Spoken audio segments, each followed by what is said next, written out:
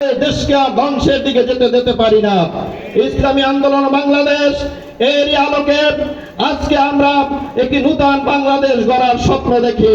সেক্ষেত্রে আপনাদের সকলের সর্বস্তরের সহযোগিতা প্রয়োজন।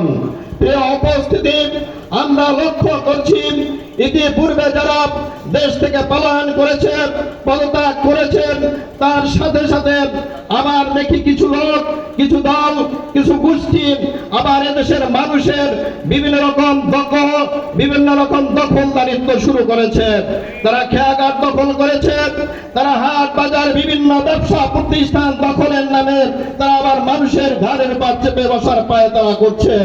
সুতরাং আমরা মনে করি ইসলামী আন্দোলন বাংলাদেশ যদি বাংলাদেশের রাষ্ট্র ক্ষমতায় আসে, আমরা এগুলো মূলোৎপাটন করে ছাড়বো ইনশাআল্লাহ।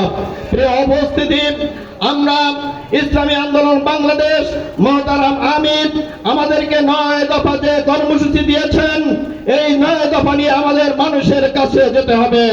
আমাদের ইসলামী আন্দোলন বাংলাদেশ মহতারাম আমির ইতিমধ্যেই তিনি ঘোষণা করেছেন, বাংলাদেশকে একটি সুন্দর, একটি শান্তি শৃঙ্খল দেশে পরিণত করতে হলে এখন যে প্রশাসনের মধ্যে দুর্বৃত্তায়ন রয়েছে, মানুষের মধ্যে যে আতঙ্ক রয়েছে, সে আতঙ্ক দূরীভূত করে একটি সুন্দর পরিবেশ তৈরি করে এদেশে পিআর পদ্ধতিতে নির্বাচন দিতে হবে।